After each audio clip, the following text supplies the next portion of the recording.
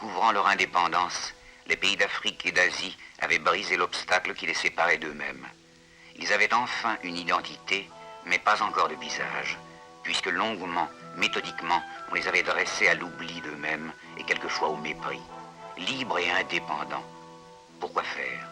Sinon d'abord pour s'extérioriser. La première tâche de la liberté, plus souvent conquise qu'acquise, est d'aller à la longue quête du passé, parce qu'il pèse tout son poids sur le présent et que c'est sur lui que l'avenir se greffe.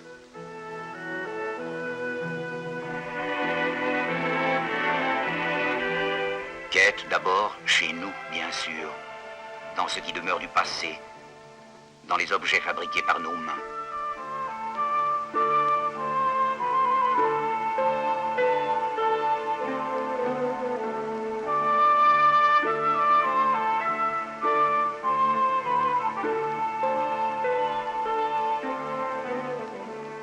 Dans nos bibliothèques.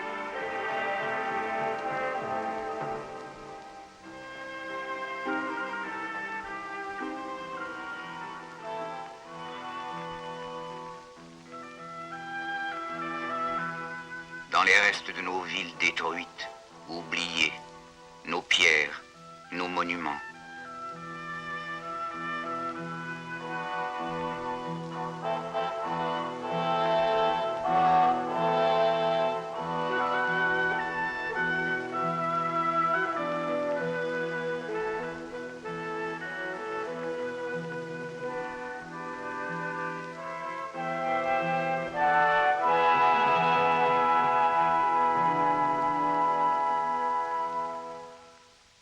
Dans nos mémoires, mais quête aussi chez l'adversaire, dans les aveux cyniques ou distraits de ses livres, dans la vérité à peine arrangée de ses films, dans tous les documents où si souvent il a tenté de nous travestir, mais dont il est si facile de percer les masques pour enfin parvenir à la vérité, notre vérité.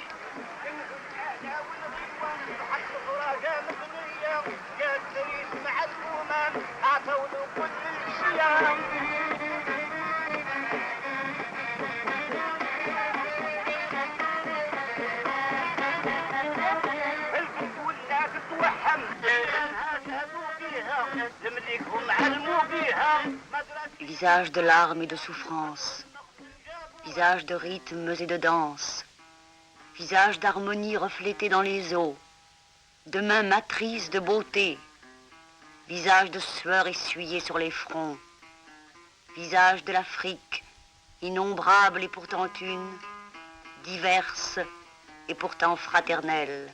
Il sera flou mon visage oublié dont il faut que j'aille, patiemment, quêtant les traits.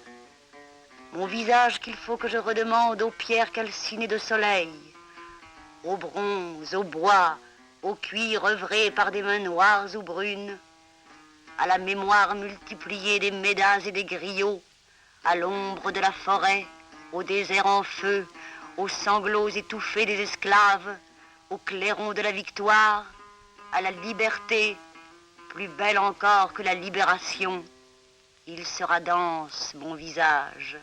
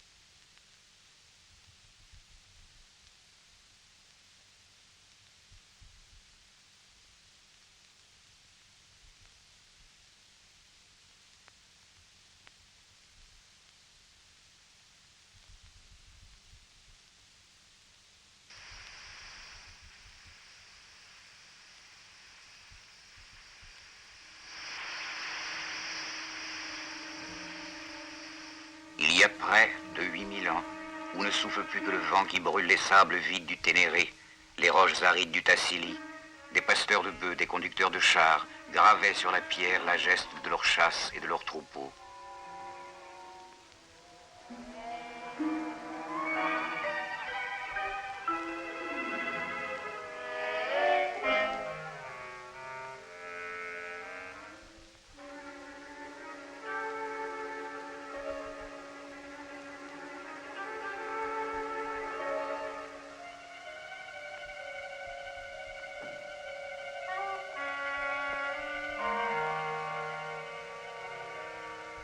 Plus au sud, les artistes de New York au Nigeria modelaient des statuettes de terre cuite. Afrique, présente au temps lointain où les hommes s'essayaient pour la première fois aux gestes et aux jeux qui devaient faire plus humaine la vie. Temps anciens dont un jour nous exhumerons les vestiges.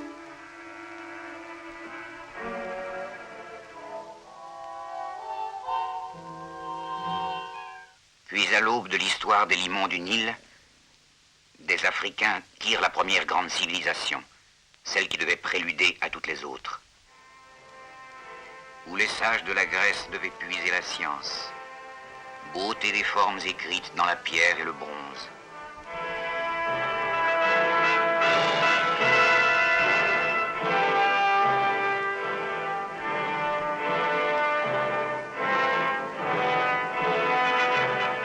Écriture, spéculation de l'esprit, monde créé par les hommes et pour eux, l'or même qu'ils semblent les écraser.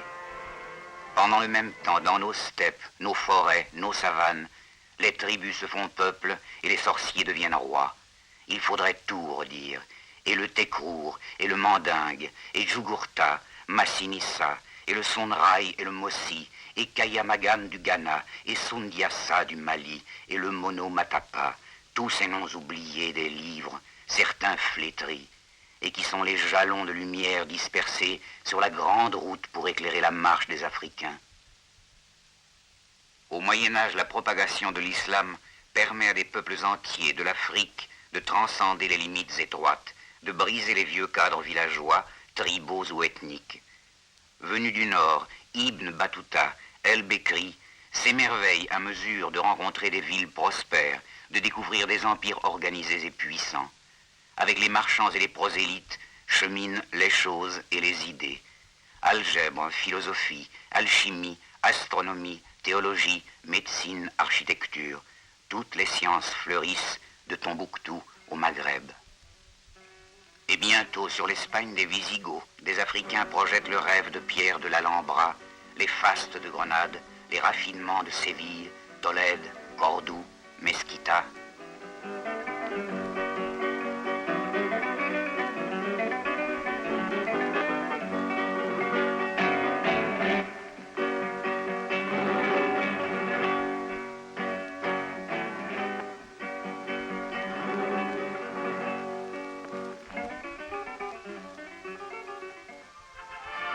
La science d'éclair grisant l'appétit des marchands, l'Europe se lance sur tous les océans.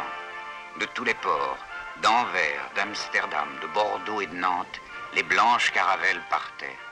Elles portaient sur tous les rivages les marchands d'Europe avec leur soif d'or, les prêtres, dont certains étaient prêts à tuer, pour Dieu, les reîtres et leurs rêves de rapine et de sang. Comme un vol de gerfaut hors du charnier natal, ils pouvaient s'appeler Christophe Colomb, Vasco de Gama, Magellan, Pizarre, Almagro, Cortés ou 1000 autres encore. Ce sont les civilisateurs du Nouveau Monde.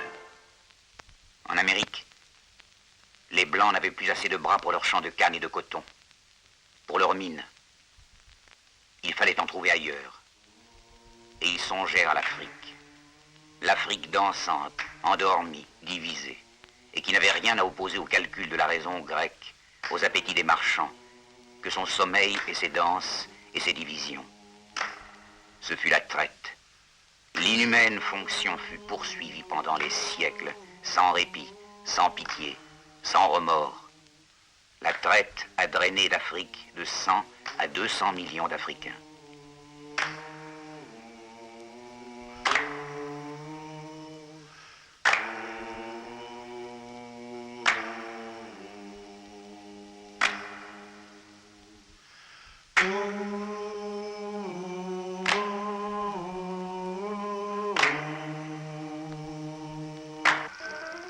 Quand ils viennent pour la première fois, nous sommes plus ravis qu'étonnés.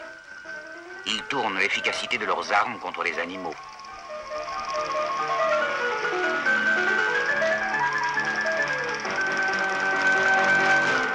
Sur nos rivages paisibles, ils débarquent, mi-craintifs, mi-émerveillés.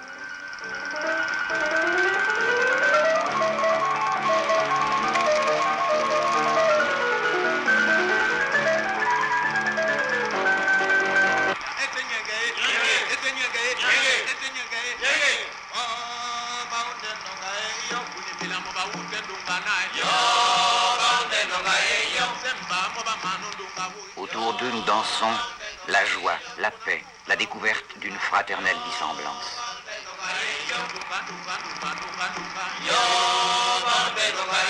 Quand ils partent, nous les portons sur nos épaules.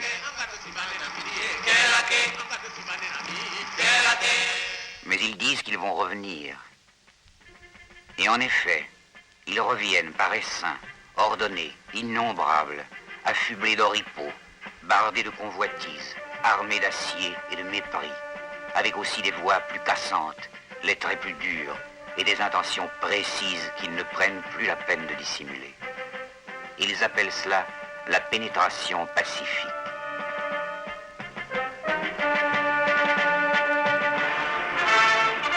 Quand en 1830, sur le sable blond d'une plage africaine, celle de Sidi Ferruche, près d'Alger, débarquent les premières troupes européennes, le reste de l'Afrique court sans le savoir le risque de tomber aussi à brève échéance. Les troupes ne s'attaquent pas seulement à l'étagement blanc des maisons d'Alger, elles menacent aussi le Maroc, la Tunisie, le Soudan, le Cameroun, l'Afrique tout entière.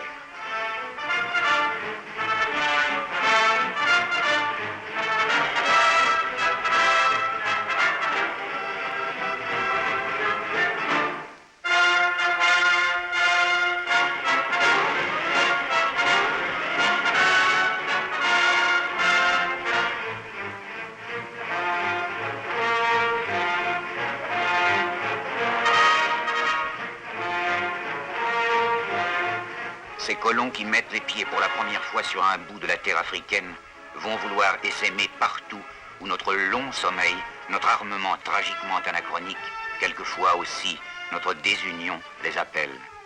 Alger tomba, et c'est toute l'Afrique qui était frappée.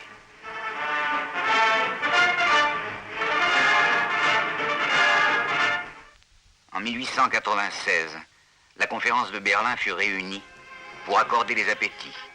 Anglais, Français, Allemands, Espagnols, Portugais se réunirent pour dépecer l'Afrique sans se nuire. Il n'est pas jusqu'au tsar qui ne fut de la partie. À cette conférence sur l'Afrique, il ne manquait que les Africains. Possibilité d'annexer tout territoire d'Afrique à condition d'y planter un drapeau.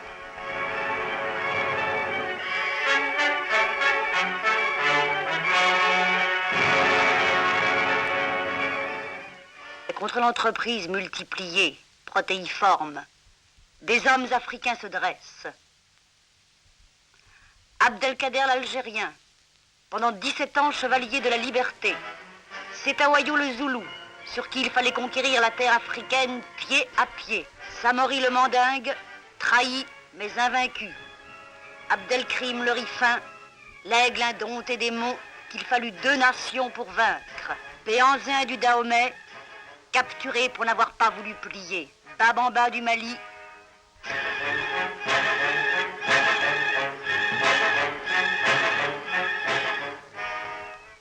Et avec eux, des milliers d'hommes et de femmes, héros anonymes de la liberté.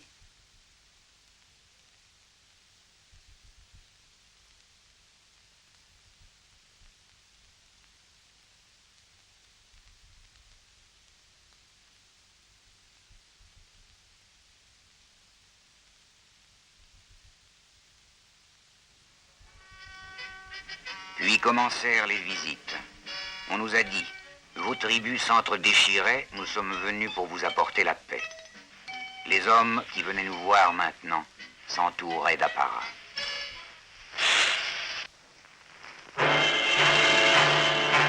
Quand brusquement, pour des raisons que nous ne savions pas discerner encore, les peuples d'Europe sont entrés en guerre les uns contre les autres.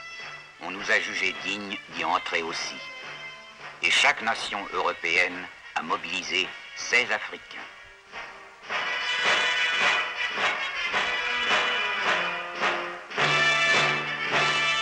Chacun leur a fait faire son entraînement.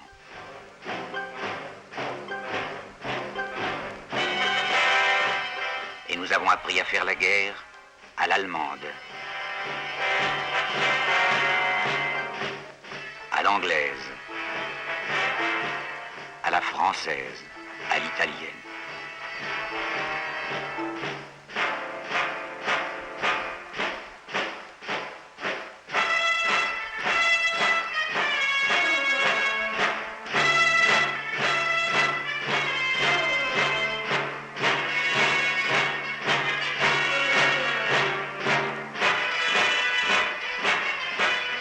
sommes allés à la guerre vêtus des mêmes uniformes.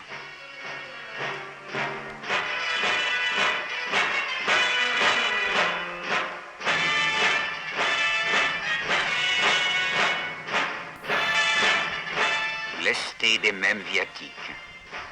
Dieu reconnaîtra les siens. Nous sommes aussi couchés dans la même mort, en ligne comme dans la vie, par fournées entières. Tant étaient divers les engins que les hommes d'Europe avaient conçus pour répandre la mort.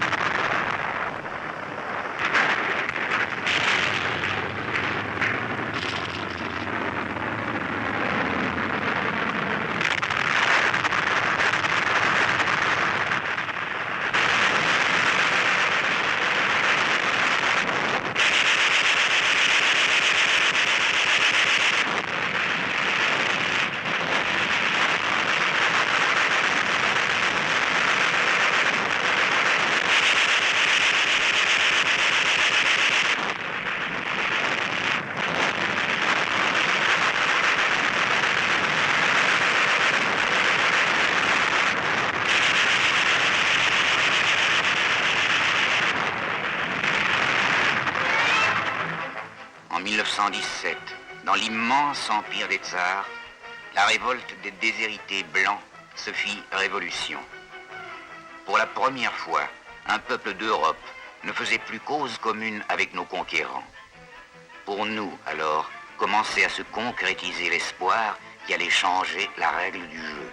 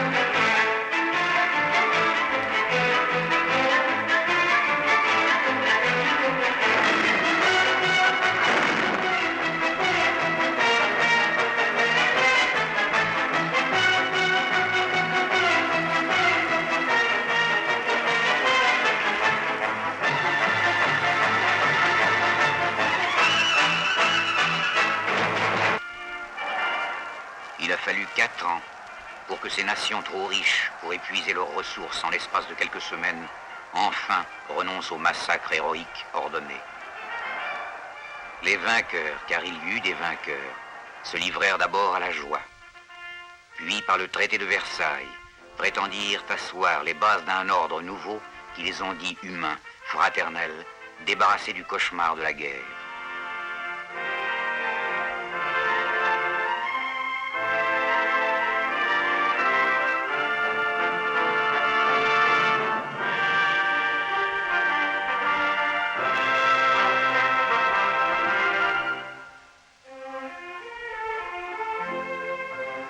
Ils proclamèrent un programme pour la paix du monde. Eux peut-être savaient les avantages qu'ils avaient tirés de cette épreuve. Pour nous, la guerre, c'était l'immortalité dérisoire des monuments de pierre qui disaient nos noms en lettres que nous ne savions pas lire.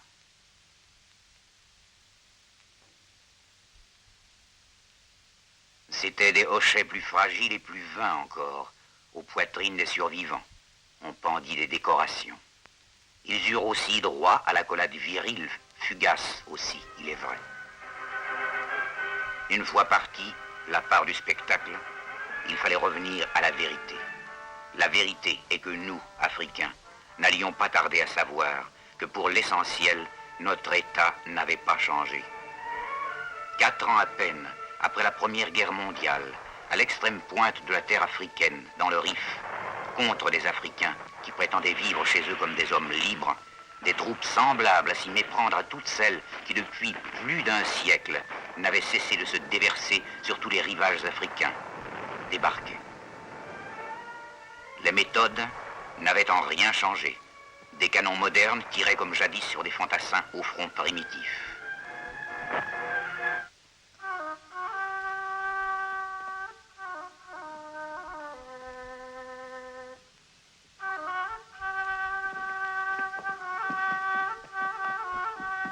On alternait les avantages frelatés, avilissants, de la paix avec l'efficacité des armes.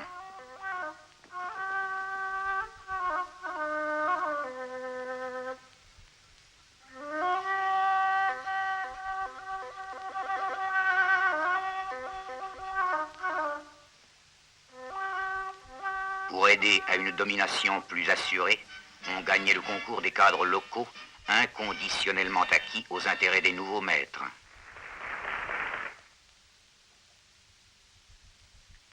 Pendant des décennies, sur le continent entier, va s'abattre la dure loi de ce qu'on a, suprême dérision, appelé un pacte. Le pacte colonial dont nous étions l'objet, mais auquel nul ne nous avait demandé de souscrire. Qu'à plus forte raison, nul ne nous permettait de discuter. À vrai dire, en Afrique, même les hommes et les choses semblaient pétrifiés dans l'absurde. En Afrique sévissait la vieille loi de l'exploitation de l'homme par l'homme. Une main-d'œuvre à bon marché y rendait inutile l'emploi des machines. Réserve de bras au prix vil, source de matières premières à l'état brut, l'Afrique n'existait pas pour elle. Elle était le complément mineur d'une économie étrangère.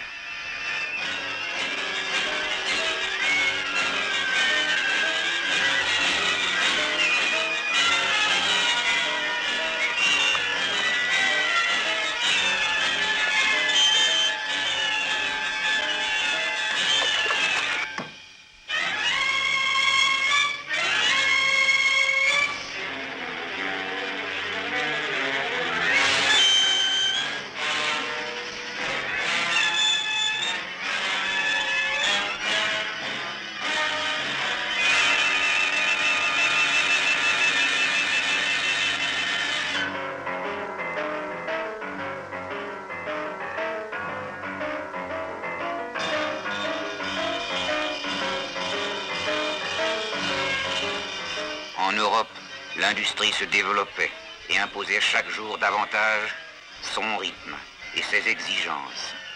Le cycle était infernal, impératif, et pour la première fois à l'échelle du monde.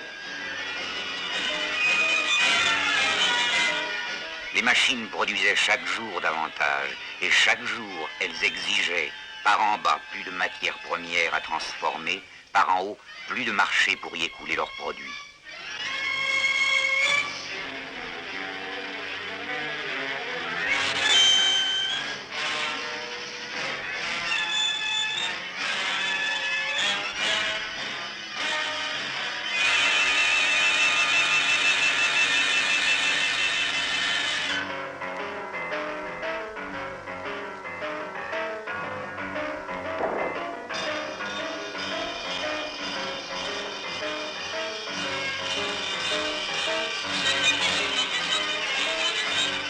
Enfin, l'Afrique fournissait des clients et les matières africaines extraites au prix de combien d'épreuves par les mains africaines nous revenaient travailler dans les usines d'Europe.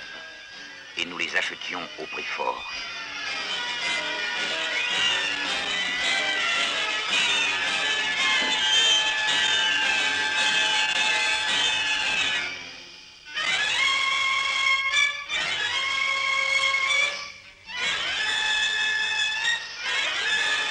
Pour drainer vers l'étranger les richesses de l'Afrique, on emploie les voies innombrables, diverses.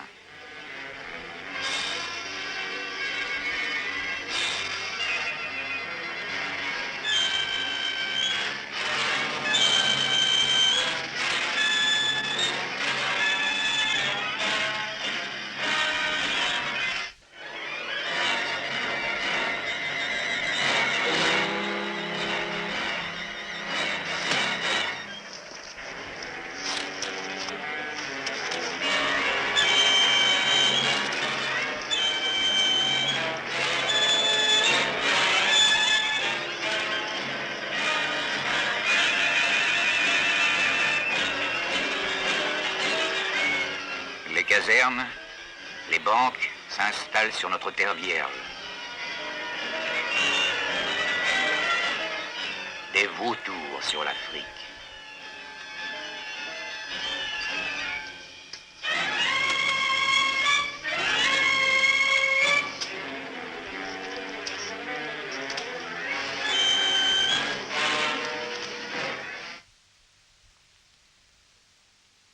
La ponction, pendant des années, avidement, patiemment continuée, ne tarde pas à produire ses effets. Le chômage, la misère, la famine hantent nos villes et nos rêves.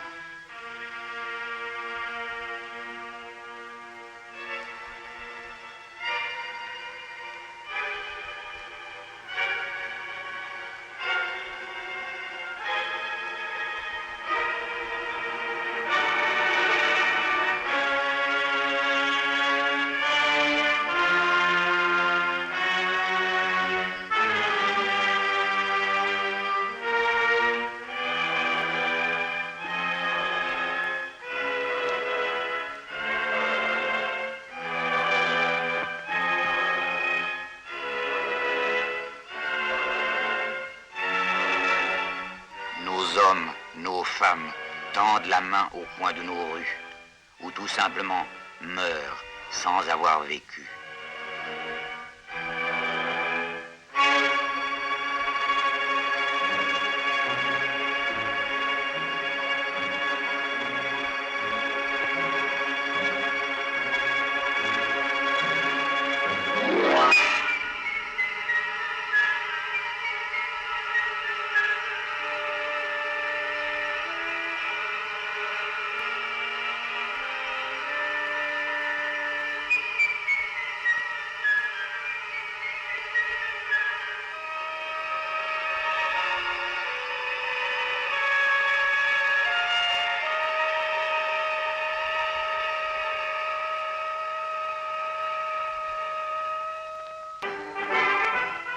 Mais le drame n'empêchait pas la mascarade. Aux hommes à qui on refusait les moyens de vivre, on permettait les jeux vains. Comédie périodique, les élections étaient à la fois baume inefficace et moyen de domination.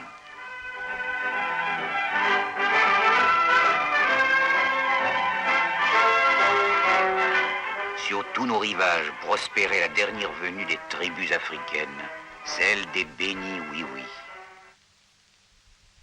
Alors commença l'épreuve du grand silence de l'Afrique, l'œuvre de dépersonnalisation continuée pendant des mois, des années, des générations.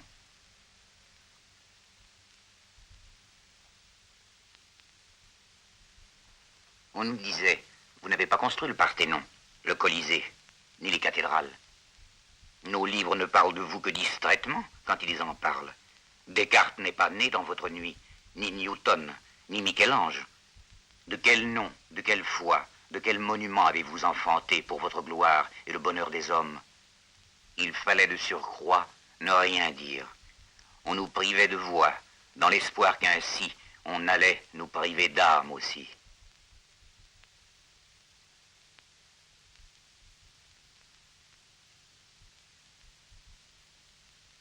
Il importe peu que les voies de communication aient été construites pour mieux nous contraindre et drainer plus commodément vers la mer les richesses de notre sol et de notre sous-sol, et pour qu'ils disent « Le jour où une voie ferrée joindra un point de la côte du Sénégal ou de la Guinée française à un point du Niger, ce jour-là, non seulement vous aurez rendu toute révolte impossible, mais encore vous serez sûr de charrier à la côte la plus grande partie du trafic des caravanes. »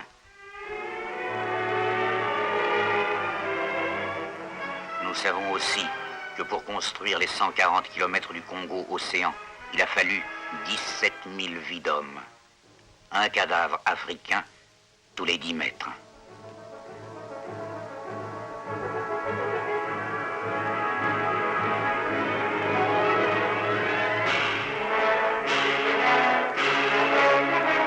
Dans le grand continent saignant, meurtri et muet, il restait encore un îlot de liberté, l'Éthiopie.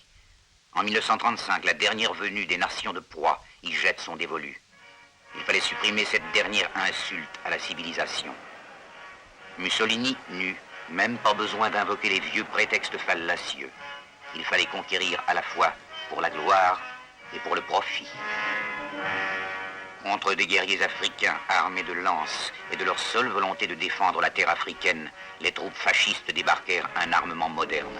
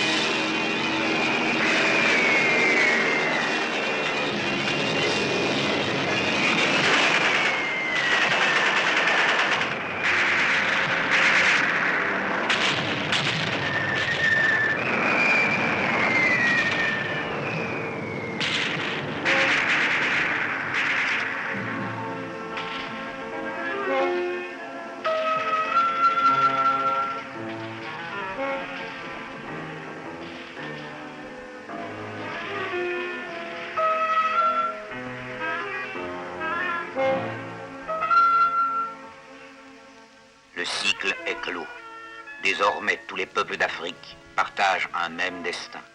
Et d'Alger au Cap, de Dakar à Djibouti, un seul ordre règne. L'ordre colonial.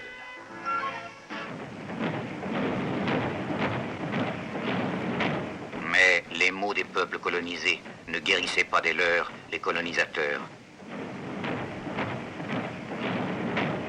Le pacte colonial refluait sur l'Europe elle-même. Le fascisme y était une excroissance du système imposé à l'Afrique. Il en était la quintessence, et comme la formule épurée. Guernica, Barcelone tombent sous les coups des fascistes. Tout cela avait sa source dans le silence entourant les bombes sur Addis Abeba.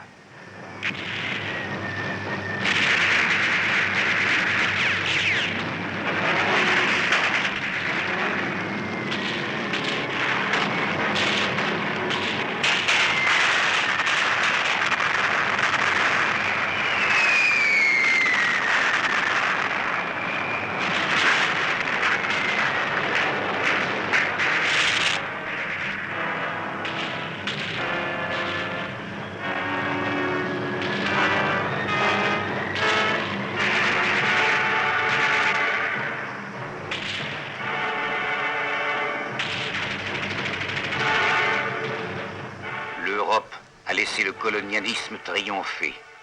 Le fascisme s'y est fait les dents. Et c'est la Seconde Guerre mondiale.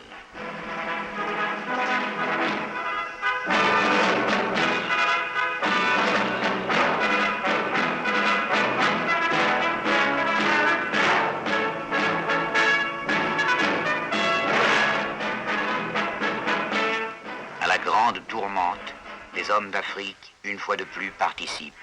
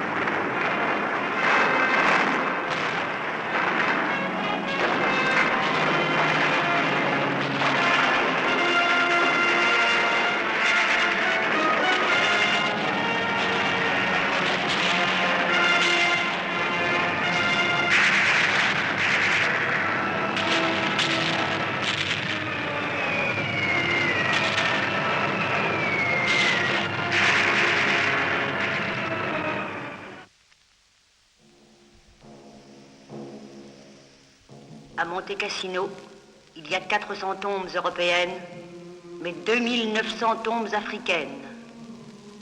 Morts africains, tombés pour la liberté des autres, hurlements bruns, ou bronzés, ou noirs, jetés contre la gueule des canons, comme un défi dérisoire, rythme de tam-tam et de brousse, habité de soleil, brisé dans l'exil des cieux gris, pour redonner à d'autres le goût de vivre et d'oublier.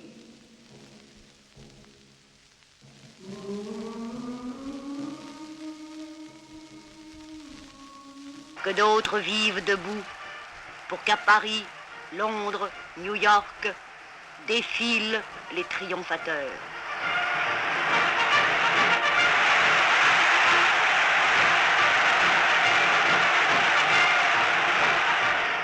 Un triomphe ambigu, au moment même que de naître, car le 8 mai 1945, le jour même où la signature de l'armistice dénouait l'angoisse au cœur de millions d'hommes et faisait exploser les joies dans les rues de leur capitale,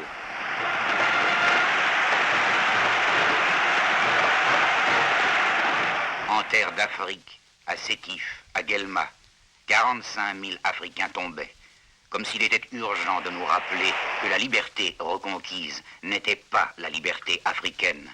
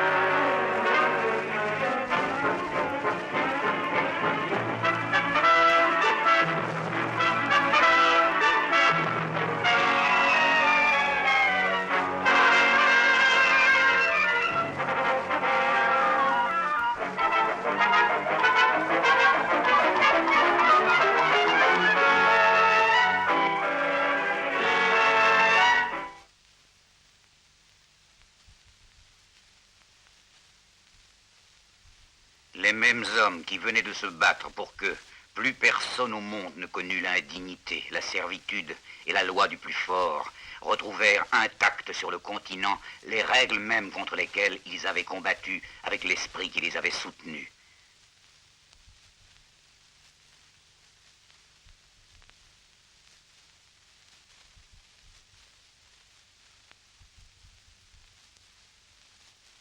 Incapables de concevoir et a fortiori d'accepter un ordre qui portait atteinte à leurs privilèges, les nouveaux maîtres prétendaient figer l'histoire et quelquefois en remonter le cours. Mais on ne se bat pas impunément pour la liberté, même quand c'est pour la liberté des autres. À Madagascar, en Algérie, les hommes d'Afrique s'étaient levés, exigeant de vivre en hommes eux aussi. On se chargea une fois de plus de leur rappeler que la liberté reconquise n'était pas la leur. L'ordre fut rétabli, à coups de canon, par des rafles, des exécutions, le couvre-feu, le napalm, les camps. Rien n'avait changé dans les moyens, parce que rien n'avait changé dans l'essence.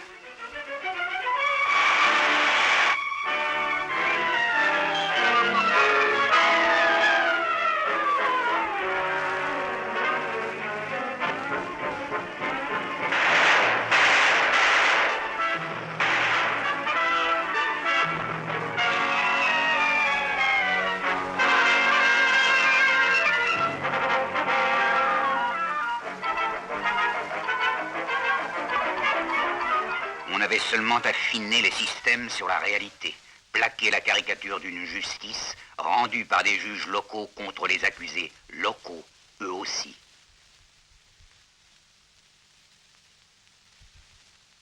Si réellement locaux que parce que leur nom était difficile à prononcer, on leur apposait des numéros. L'évolution du système avait atteint son apogée.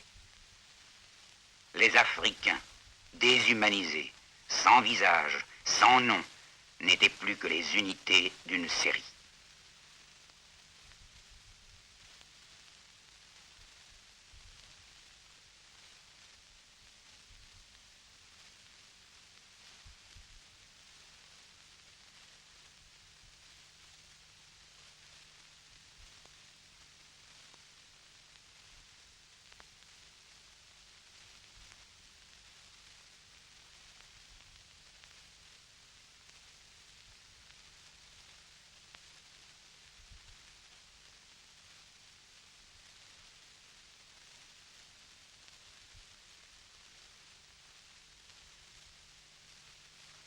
Par ailleurs, les mêmes élections truquées amenaient à des assemblées croupions les mêmes hommes d'avance acquis.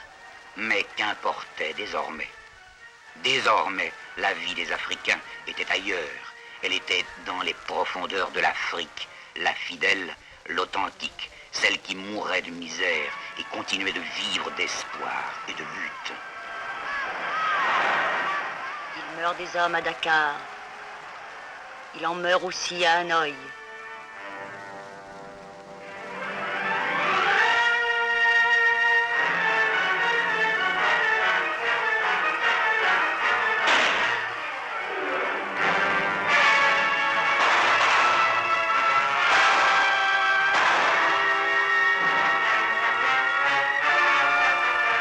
À Jakarta,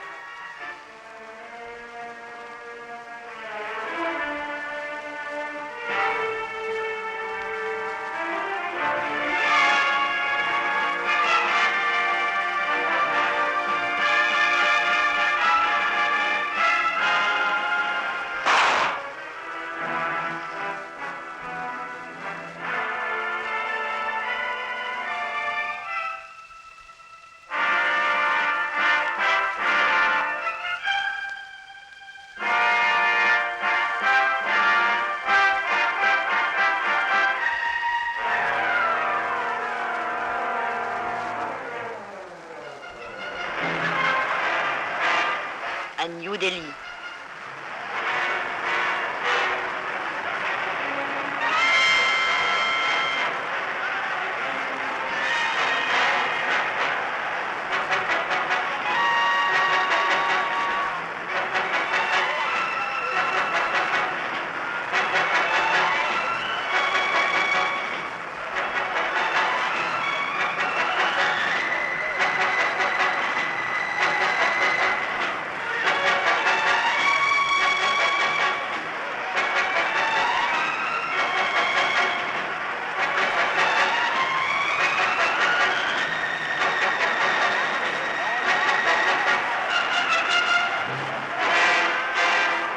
C'était signe que l'ordre dont nous mourions se mourait, car plus rien, désormais, ne pouvait arrêter notre marche.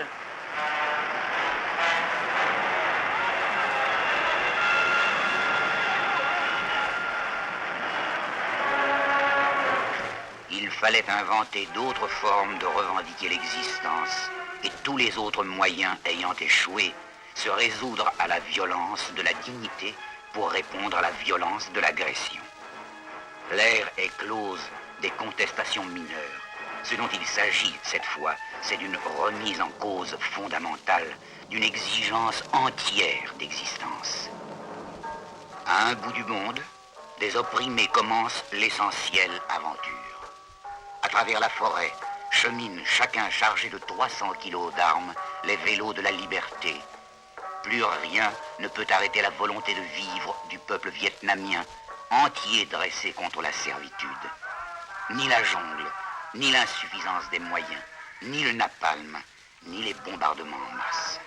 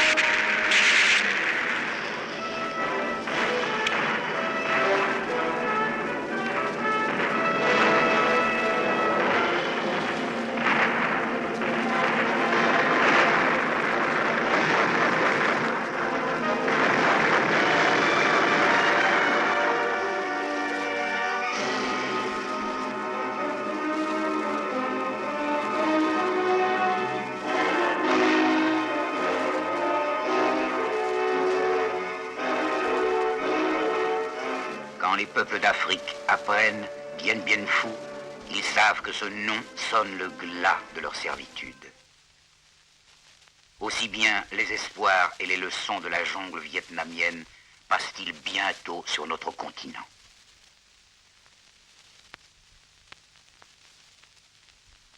Les aspects de la lutte peuvent changer, mais pour l'essentiel, le combat est le même.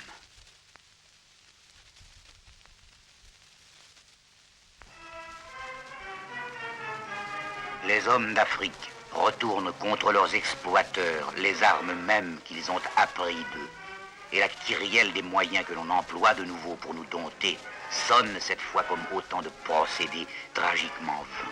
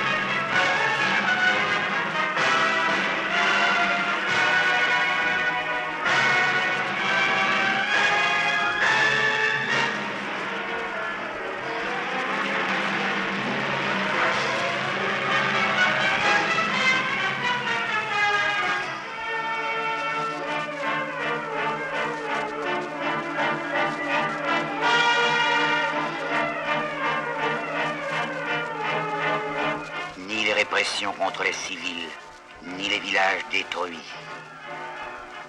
ni les incendies, ni les exécutions sommaires.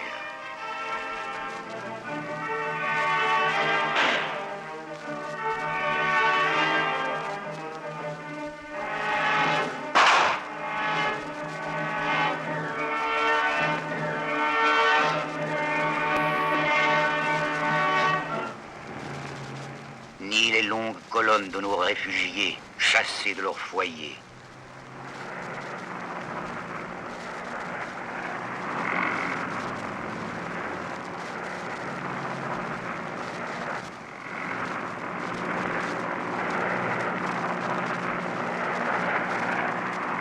Ni les agressions contre les pays amis qui préfèrent subir Suez et Saket Sidi Youssef que de nous refuser la pointe de leurs bras fraternels ne peuvent plus rien contre l'immense souffle de notre liberté.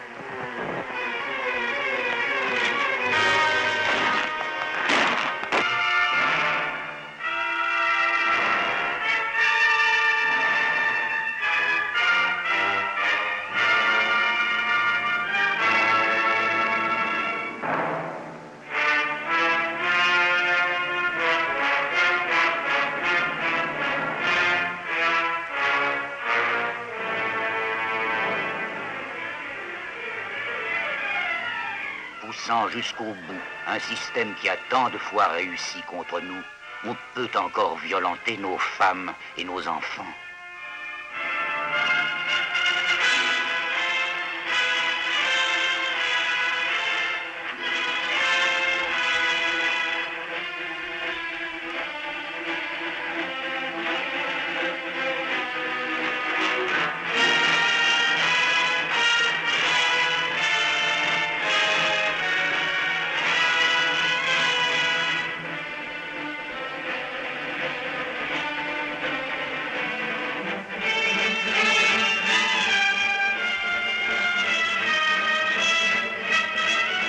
Parqués par milliers, nos hommes désarmés, dans l'espoir d'emmurer leurs rêves avec eux.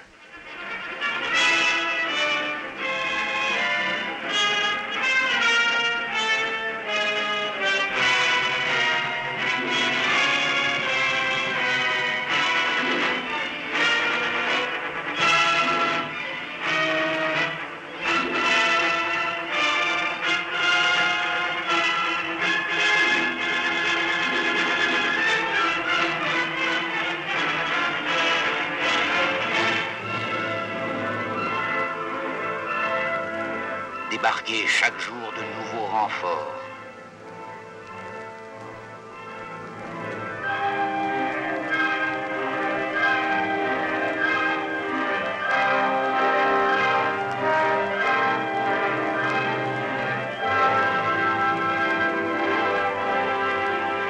Inventer des armes et des armées neuves, exprès dressées pour nous contraindre.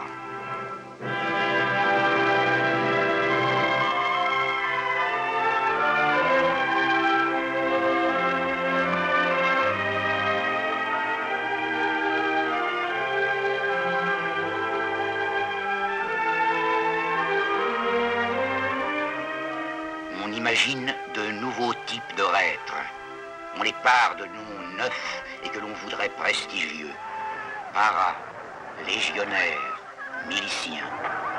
On invente pour eux des tables nouvelles de valeur.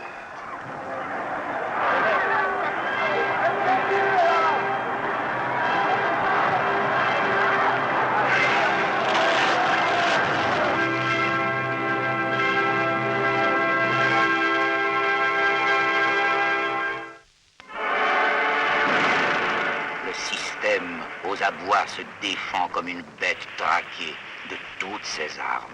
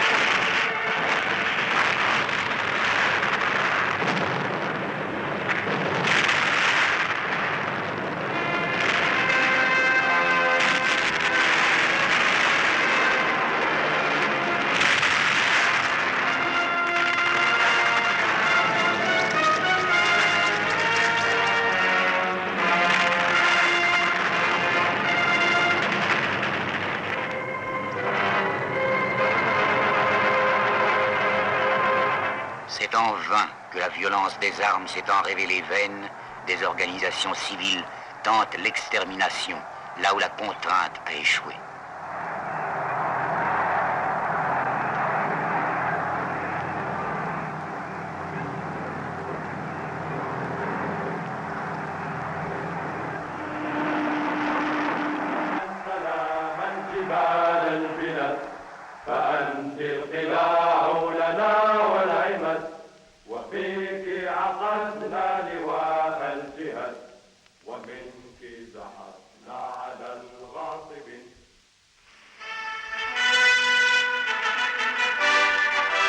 En 1955, à Bandung, nous nous sommes unis à d'autres hommes issus d'un destin semblable au nôtre. porteurs des mêmes espoirs, poussés par les mêmes essentielles exigences.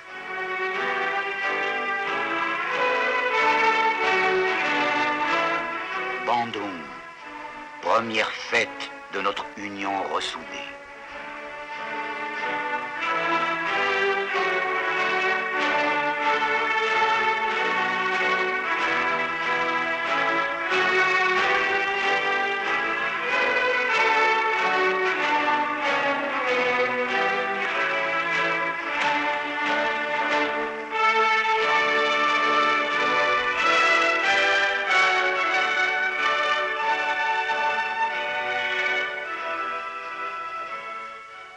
Sur cette carte, en 1950, presque tout entière, ombrée de la même teinte, la teinte grise de la dépendance, en moins de 15 ans, jour après jour, des nations libres vont éclore en un seul et même combat. La lutte des uns suscitant la liberté des autres.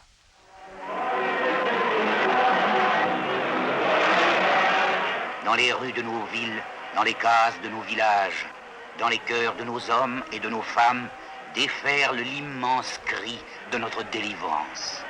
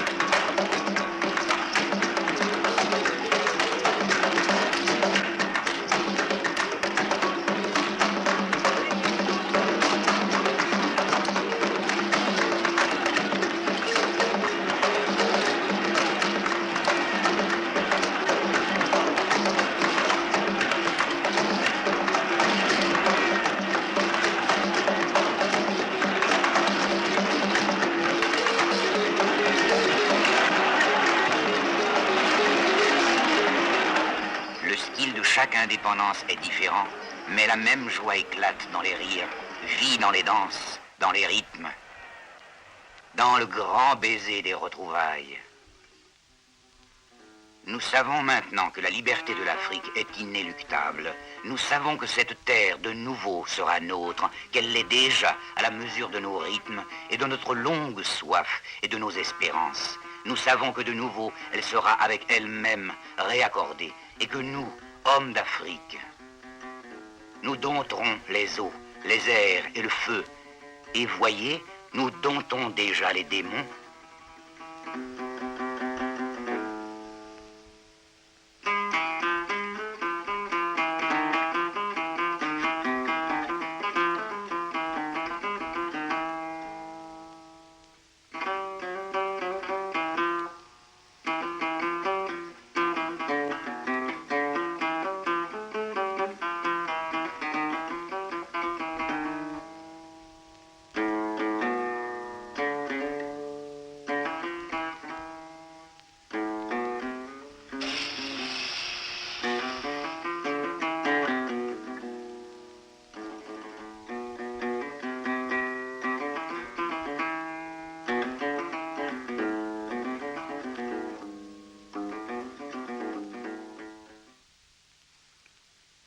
fils au corps de bronze. Mon fils rayon de soleil. Demain, l'école s'ouvrira pour toi, ô mon fils au cœur de bronze. Demain, tu apprendras tout ce qui donne aux hommes pouvoir. Pouvoir non pas pour asservir les hommes, pouvoir pour bannir la fièvre des marais.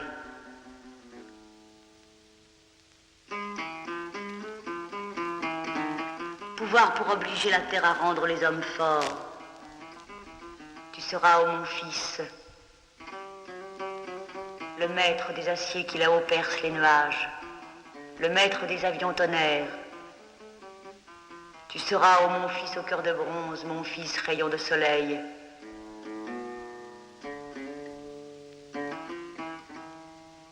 Tu seras le maître des livres aux 1000 pages. L'histoire, il est vrai, n'est pas finie.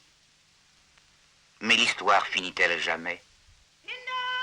L'histoire n'est pas finie, puisqu'au Congo, Lumumba, sa seule pensée, le bonheur de son peuple, sa seule idée que les richesses de son pays profitent à son pays.